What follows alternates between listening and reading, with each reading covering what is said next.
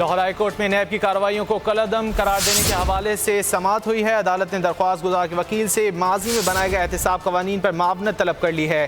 عدالت نے کیس پر مزید سماعت 30 مئی تک ملتوی کر دی ہے۔ لاہور ہائی کورٹ کے جسٹس سید مظاہر علی اکبر نقوی نے کیس کی سماعت کی ہے۔ درخواست گزار لائرز فاؤنڈیشن فار جسٹس کے سربراہ ایڈوکیٹ AK ڈوگر پیش ہوئے ہیں۔ نیب آرڈیننس 1999 میں نیب بیورو کی تشکیل کا کوئی تصور موجود نہیں ہے۔ درخواست گزار کی جانب سے یہ موقف اپنایا گیا ہے۔ تفصیلات جان لیتے ہیں بول نیوز کے نمائندے میاں داؤد سے۔ میاں داؤد، عدالتی کارروائی کے حوالے سے اپڈیٹ کیجیے گا۔ جی، لاہور ہائی کورٹ کے جسٹس سید مظاہر علی اکبر نقوی کے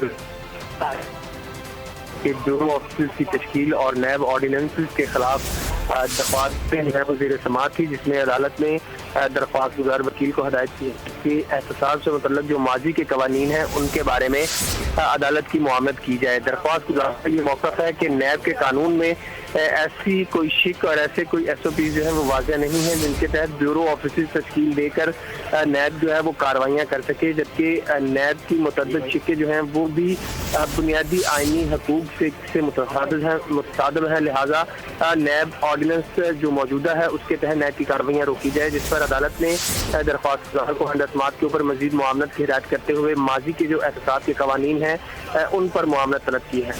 بہت شکریہ میاں داؤد، آپ نے اس حوالے سے اپڈیٹ کیا۔